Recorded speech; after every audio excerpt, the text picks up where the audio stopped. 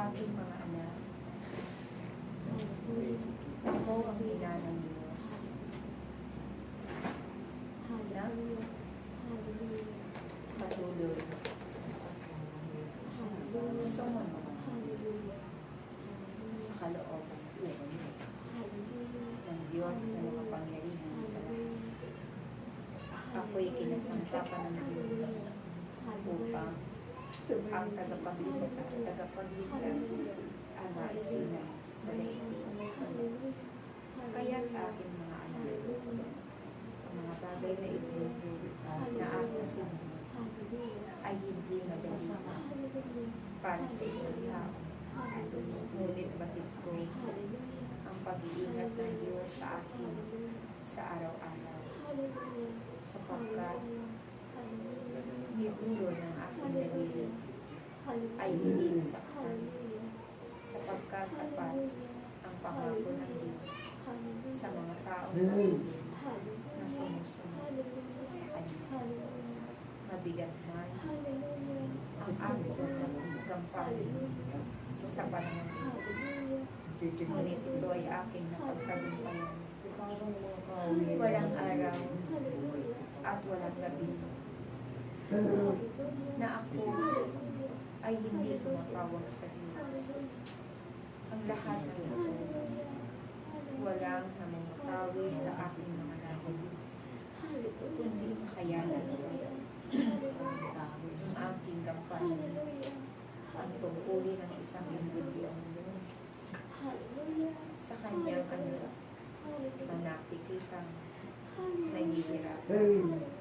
Kaya't kayo, aking mga anak, batid kung kayo'y dumadanas din ng mga ganong pakiramdam.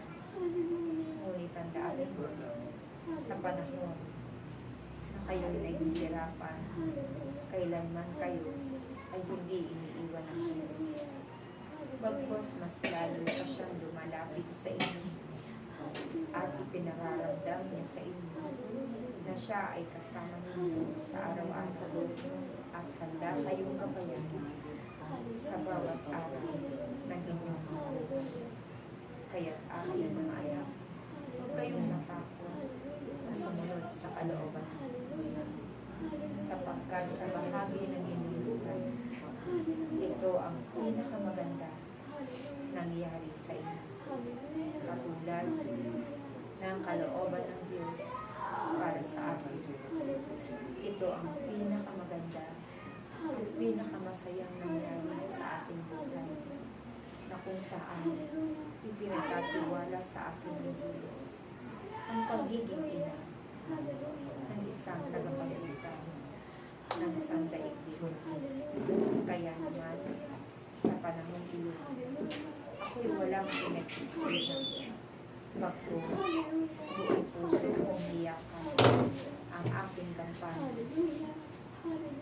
Kung kaya't kayo, buong puso nyo ring tanggapin at yakapin ang bawat kaloob ng Diyos sa inyong lahat.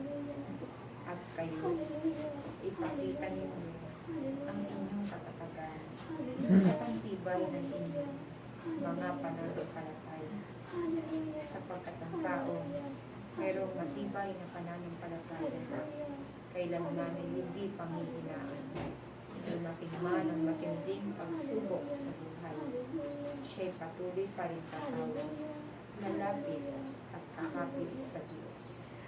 Kaya't aking mga anak, patuloy kayong lumapit sa Diyos.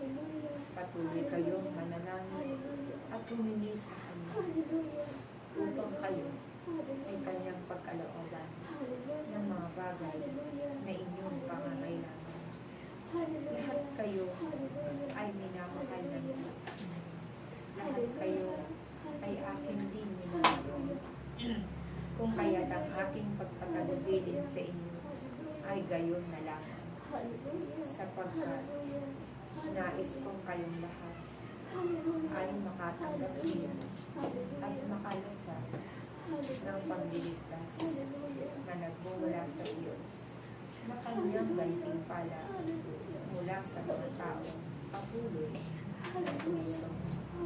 Kaya't aking mga anak, kung kayo'y tinawag ng Diyos, magpatuloy lamang kayo na maglingkod at huwag kayong humito, sapagkat ang mararating ng isang taong patuloy na sumusunod at naglilingkod sa Diyos ay tagumpay mula kalangitan, kung saan naroon ang kaharian ng Diyos. Ito ay inyong makakamit at matatagpuan. Kaya naman, kayong mga naririto, ipagpatuloy lamang din ang inyong pananalangin para sa sa kapayapaan at diringin ng Diyos ang bawat dasal ng bawat isa sa inyong lahat.